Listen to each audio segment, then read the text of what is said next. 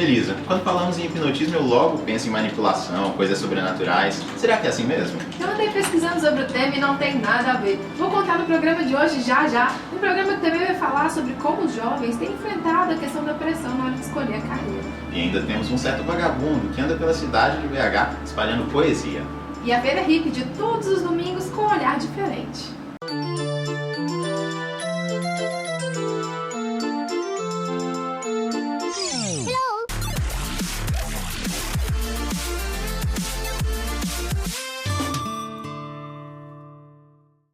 Fenômeno científico que acontece diversas vezes em nosso dia a dia.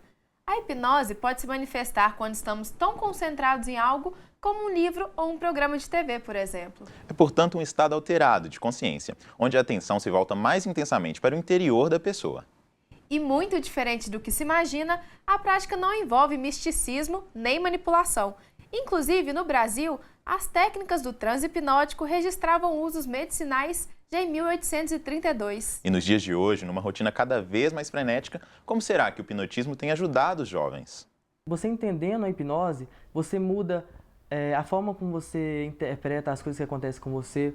Você entende mais as pessoas, então você se torna menos reativo ao que as pessoas às vezes te ofendem ou fazem, porque você entende como a mente funciona. Para mim mudou muito, minha autoestima mudou, meu modo de ver as coisas, eu vejo mais positivo nas coisas, não era tão... Antes eu via muito negativo, eu pensava que nada ia dar certo.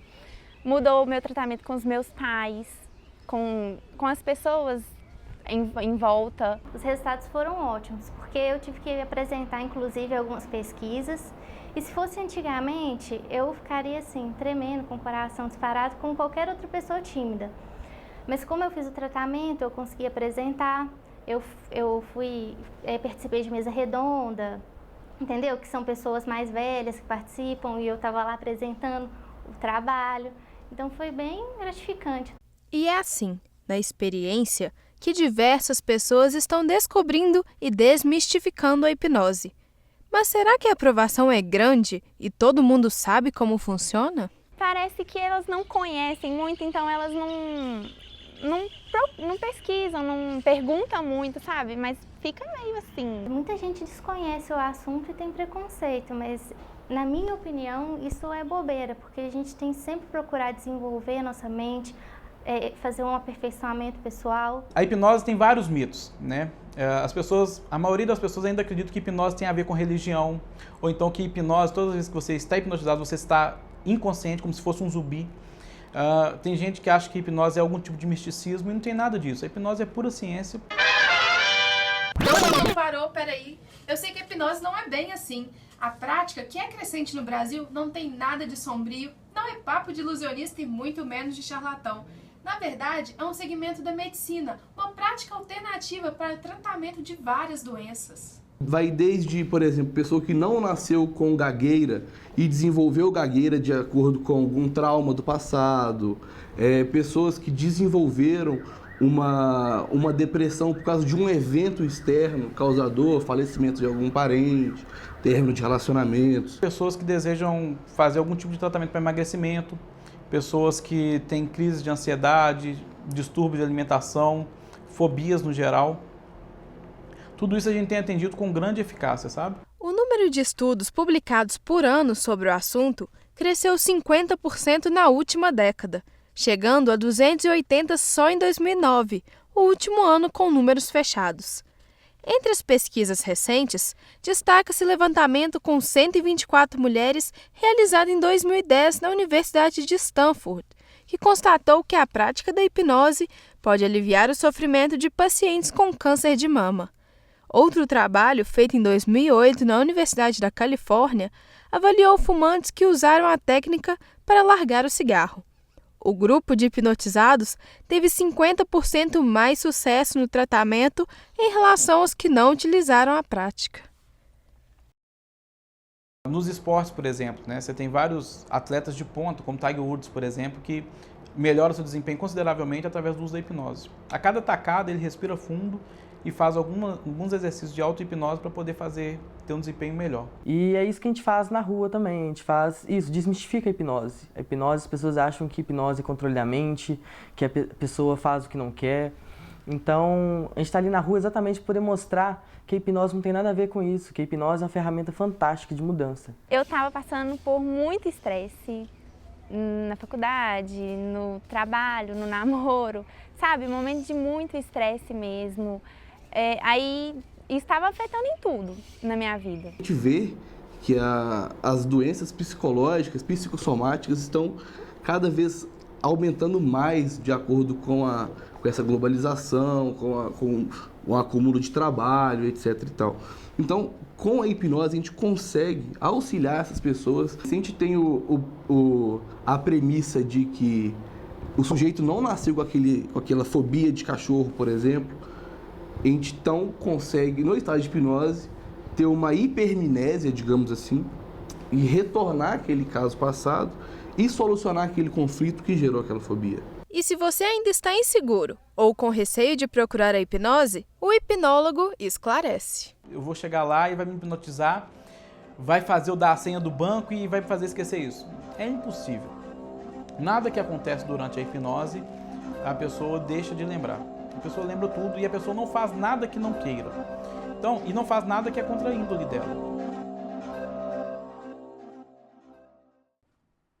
A última pesquisa sobre a carreira dos sonhos, realizada pela CIA de Talentos em 2016, revela que 37% dos jovens entrevistados desejam ter um negócio próprio. Porém, 52% das pessoas ainda consideram o contrato CLT um modelo de trabalho atrativo. Outra pesquisa do Instituto Gallup, realizada com os americanos, apontou que 71% dos trabalhadores do país não estavam engajados no trabalho. Os dados fortalecem a ideia de que a escolha da carreira se dá mais pela tradição do que pela vocação. Um dos assuntos do nosso bate-papo com Andréa Guiar Azevedo, que é consultora de imagem e carreira. Seja muito bem-vinda, Andréa, fica à vontade. Obrigada. Bem-vinda, Andréa.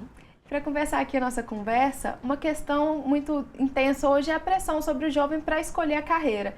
E às vezes a escolha errada, né, acaba levando a um quadro de escravidão mental no trabalho. Como que se dá esse quadro? Então, a escravidão mental, o que ela é? Na realidade, é você pensar que você não tem direito ou possibilidade de uma escolha diferente do que a sociedade fala que deve ser, né? É o famoso tem que ser assim. E quando você faz uma escolha errada ou equivocada, a própria escolha, o ato de não parar para refletir, para não fazer uma análise de si mesmo e ver o que você gosta de fazer para poder fazer uma escolha mais consciente, já é um fruto dessa escravidão mental. E aí isso vai como um círculo vicioso, porque você já começou errando, escolhendo mal o curso que você vai fazer e, consequentemente, tudo que vier vai ser errado, porque se você está estudando algo que não tem nada a ver com você, quais as opções de trabalho que vão aparecer? Todas dentro daquela matéria que você está estudando. E aí, assim, vai uma sucessão de erros. E é uma coisa muito recorrente, né? Nós dois vivenciamos isso, da questão de terminou o ensino médio, assim, 1 mês, 2, já estou lá no Enem fazendo a escolha do meu curso. Então, é um prazo muito curto para o jovem, né? Uma pressão muito grande, muito né? grande. Muito novo ainda, 17, 18 anos geralmente. Qual que seria, depois que você fez a opção, se arrependeu ali do curso, se arrependeu da carreira, qual seria a idade ideal para transição de carreira? Olha, o quanto antes. A partir do momento que você tem uma consciência de que aquele não é o seu caminho, né, na minha opinião, é o quanto antes mesmo. No meu caso específico, levou muito tempo. Por quê? Porque eu já estava estudando, era até aqui na Católica que eu fazia Direito, e eu tive vontade de largar o curso, mas por influência da família, eu acabei não largando e tendo que finalizar. Por um lado, foi bom, porque também eu aprendi a ter persistência, perseverança, ser resiliente e tudo mais, né? Mas, e também tinha um lado que eu não sabia o que eu queria fazer. Então, teve esse outro lado da história. Mas se a pessoa tem consciência, eu falo, olha, sai fora enquanto é tempo. E como você falou, acabou de contar, né, um pouquinho da influência dos pais, então, na sua própria história, você acha, então, que esse é assim, um ponto mais forte na escolha do jovem, querer fazer aquilo que os pais indicam? Sim, é uma influência muito forte. Tem a influência da questão do que os pais querem, né? A influência do que a sociedade em geral fala que é melhor e a influência da questão financeira, né? A gente vê que hoje em dia ainda tem muitas pessoas, muitos jovens que escolhem a profissão com base no que o mercado remunera melhor. Isso também é um fator prejudicial na hora da escolha. E a gente vê também a questão das artes também, que são profissões que as pessoas não levam muito a sério, né? As pessoas têm um certo preconceito em relação a isso. Na verdade, é uma pergunta que eu quero te fazer até. Você acha que hoje em dia existe esse preconceito? Porque antigamente as pessoas ficavam meio assim, com artistas e tudo mais. Quando a pessoa opta por seguir um caminho das artes. Se melhorou, né? Ou se ainda é muito forte esse preconceito? Melhorou muito, né? Assim, ainda tem. Antigamente o preconceito era bem maior, porque era quase que o mundo do artista ele era visto como um mundo quase marginal, né? Hoje em dia não, é até valorizado e tudo mais. Mas muitas pessoas têm o preconceito porque acham que a arte não dá dinheiro. Então, o preconceito maior que eu percebo é nessa questão financeira, do retorno financeiro. Então, ele ainda existe. Diminuiu? Diminuiu, mas ele ainda existe. E eu queria voltar um pouquinho na resposta que você deu um pouco acima, sobre a questão do jovem trocar de carreira o mais rápido possível. Mas às vezes tem muita questão da dúvida, se eu não gosto literalmente daquele cargo, daquela carreira, daquela profissão, ou se eu não gosto de algum detalhe daquilo, de algum desempenho que eu tenho que fazer ali. Aí como que fica essa questão de realmente tirar um tempo para poder ver o que realmente eu gosto, o que eu não gosto, levar a sério ou não? Como que é esse processo? Então, o que eu costumo orientar as pessoas que me procuram, porque eu também passei pela minha transição profissional, primeiro parte desse pressuposto que você mesmo falou, não existe um mundo perfeito. Então não existe uma profissão ou um trabalho em que tudo é um mar de rosas. Claro que não. Sempre vai ter alguma coisa que é chata de fazer. E para isso, o que eu costumo falar é o seguinte, é muito interessante que a pessoa experimente, faça estágios, ou então, mesmo que ela não tenha chegado na fase do estágio, ela procure profissionais daquela área para conversar, vai passar um dia, né, nos bastidores de uma televisão para ver como que é por trás das câmeras, né, gente, que é outra história, para ver se aquela realidade ela consegue encarar no dia a dia do trabalho. Então, isso é uma dica que eu dou super importante. Ok, Andréia, muito obrigado pela participação. Obrigada a vocês, gente, adorei. Ótimos conselhos, né? Nós vamos para um rápido intervalo, mas voltamos já já com outras novidades.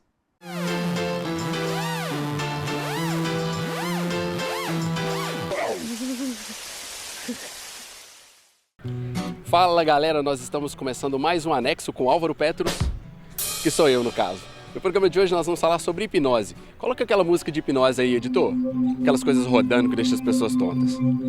É isso aí. Então, nossa proposta hoje é sair pelas ruas perguntando se as pessoas acreditam em hipnose, se elas sabem o que acontece com quem está hipnotizado. Bom, eu não faço a menor ideia. Será que alguém sabe? Vem conferir comigo no Anexo que está começando agora. Hipnose eu não sei nem... Você acredita em hipnose? Hipnose? Sim, eu acredito. É uma coisa muito significante que o cara tem, não sei, acho que é um órgão forte que ele tem, assim, acho que é com Satanás. Mano, hipnose é uma coisa muito doida. Eu não sei nem o que é hipnose. Você acredita em hipnose? Não sei, eu não sei se eu acredito muito. Você acredita em hipnose? Nossa, não me acredito. Você não acredita? Você estava hipnotizando ela agora? Hipnose? Psicodelia. Se eu pudesse hipnotizar alguém... Hipnotizaria meu professor de faculdade para me dar nota. Meu marido. Meu gato. Eu ia deixar um monte de político aí, tudo hipnotizado para não fazer coisa ruim aí para nós.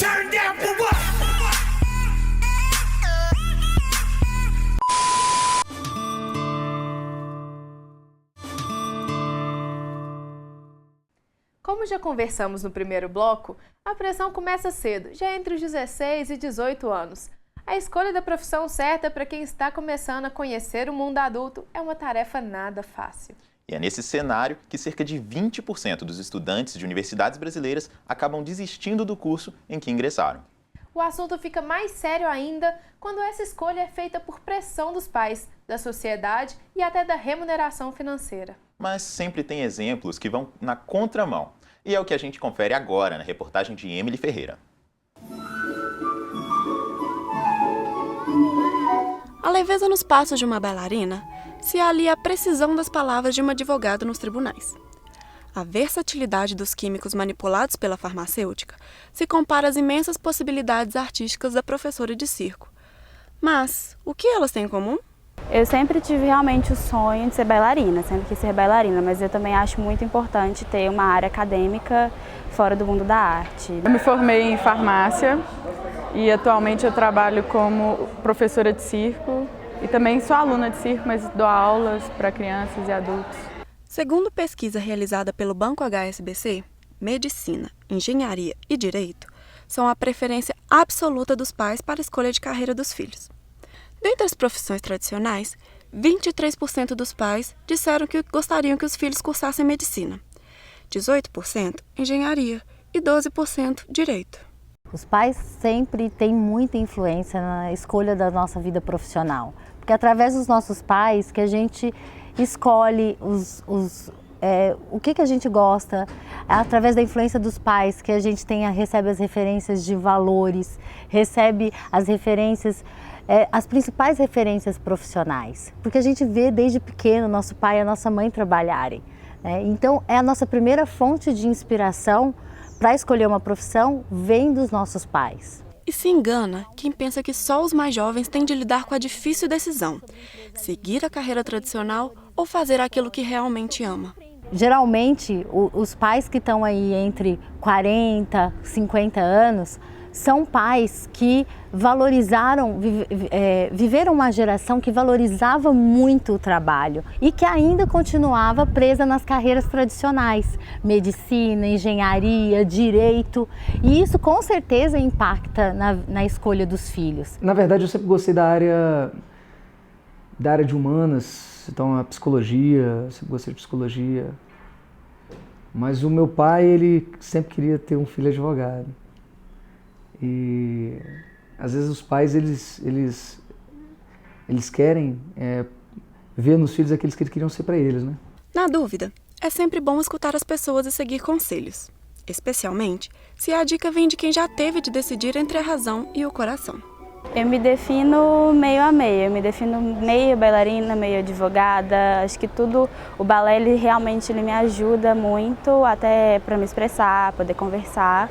Na parte até de discussão mesmo, isso me ajuda muito no direito, mas eu me sinto mais bailarina do que advogada. Eu me considero muito mais feliz por ter escolhido o circo. Eu também gostava assim, da farmácia, mas não é uma coisa que me prendia como o circo me prende, me faz bem. Assim.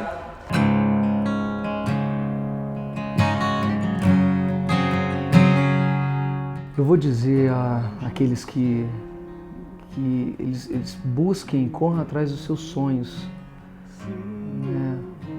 tanto na área artística como na área profissional, aquilo que eles decidirem para eles, que eles façam primeiro porque amam aquilo, porque amam fazer aquilo. E isso é o segredo do sucesso.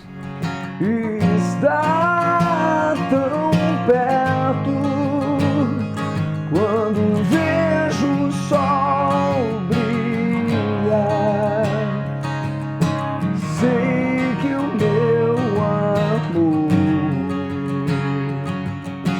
viverá.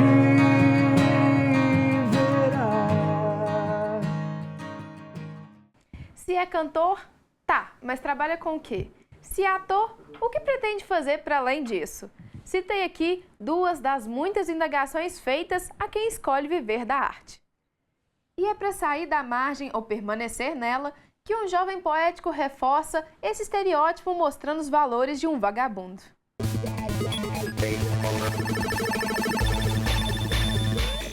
Matheus Garcia Torresani, nasci em 89, tenho 26 anos e sou poeta marginal. Eu decidi que não ia trabalhar mais. Fui passar o carnaval em Trindade e não voltei. Eu tinha que ter voltado e não voltei. Fiquei lá mais uns tempos. Quando eu retornei para BH, eu fui demitido. E na sala de onde eu fui demitido, até a saída da empresa, alguém me chamou de vagabundo. Mas eu pensei, eu sou vagabundo. Mas é pela iluminação de não querer esse sistema para mim. Então eu sou um vagabundo iluminado. O que é o poeta marginal? Primeiro a gente tem que entender o que é poesia marginal.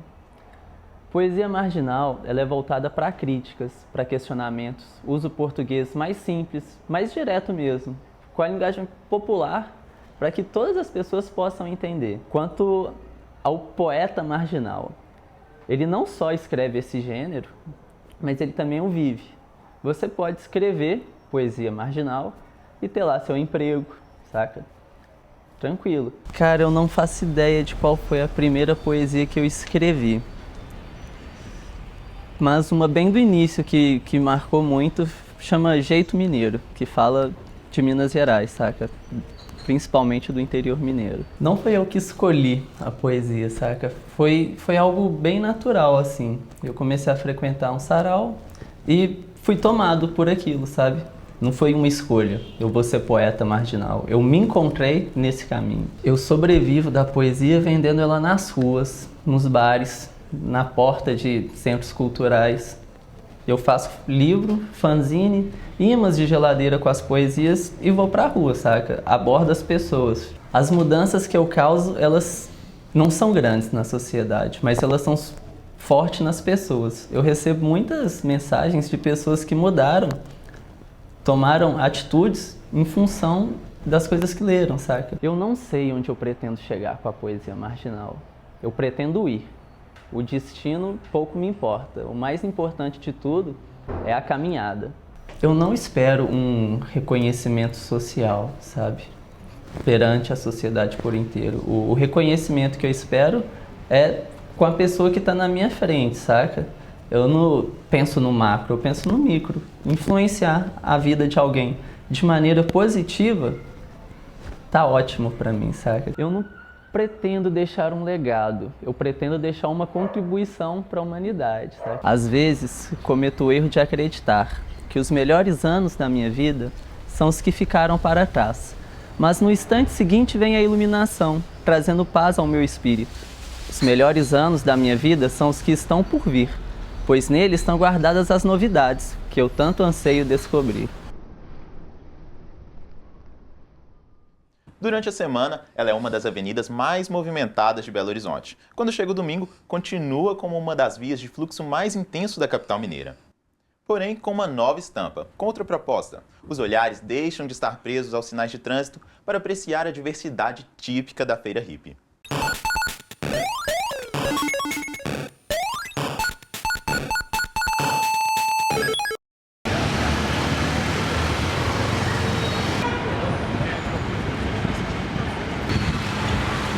Vou te contar. Passo aqui segunda, terça, quarta, quinta, sexta e é bem esse o ruído. No domingo, volto e o agito não parece mudar, mas muda, é mais colorido. Encanta os olhos, isso não dá pra negar. As rodas que tanto esfolam este asfalto ganham novas versões, bem mais sustentáveis, diga-se de passagem. E aquele tempo corrido da semana já nem interessa mais, quando o que importa mesmo são as molduras que encaixam os ponteiros. São tantos labirintos, corredores, que nem sei onde vou parar. Já me confundo entre o que está dentro desse quadro ou logo acima dele, me oferecendo um lugar bom para descansar. Que nada, quero mais é bater perna, achar um cantinho da família e amigos. Aqui nós proseia, churrasqueia e bebe feliz. A gente olha para os bonecos olham para a gente e no fim estamos quites. Melhor partir para a parte séria, não é mesmo? Feira hippie. Origem, 1969, quando a cultura dos hippies tomou conta do mundo. Marca registrada desta tribo, o trabalho manual deles caiu no gosto popular. Mas para onde olho? Cadê? Já não estão mais lá. Dos hippies, só restou o nome adotado com carinho pelos belo-horizontinos, porque a tribo mesmo vive na calçada, isolada da feira que ajudou a fundar, de quando ainda era na Praça da Liberdade, emoldurada por esses belos prédios. Perdeu na beleza da arquitetura, mas ganhou em espaço quando, em 1991, foi transferida para a Avenida Afonso Pena. Pista durante a semana? Quem sabe um shopping aos domingos? Esse trança-trança de pernas reflete bem os quase 100 mil visitantes que passam por aqui. Gente daqui, gente de lá. Os gringos também gostam de farrear. E não é para menos, afinal esta é uma das maiores feiras da América Latina. Só de expositores são 2.500. E as peças produzidas por eles acho que nem a matemática dá conta de alcançar. E por falar em contas, se esquentou a cabeça, acho que uma aguinha de coco pode ajudar a refrescar. Tem também o milho cozido, o churrasquinho. É melhor nem prolongar. Essa feira tá bem diferente mesmo. Já nem é mais feira hippie. Ganhou um nome novo no ano passado, mas sinceramente não sei te falar. Uma coisa continua a mesma, a disposição de quem aqui vem trabalhar. Que o diga Iraci Panachuk, 35 anos nessa rotina, de quase 1.700 domingos e um único sorriso para mostrar. No início foi realmente necessidade, muita necessidade, não que não tenha ainda, mas depois vai ficando tão gostoso esse contato com as pessoas de outras cidades, pessoas de outros países. Eu já vendi para 7 países, fiz 12 exportações. Então assim, as pessoas vêm, acham lindo o seu trabalho, te incentivam, isso te levanta seu ego, levanta. Aí você quer que o domingo seja todos os dias. É isso aí, por hoje é só. Obrigada pela companhia e até a próxima.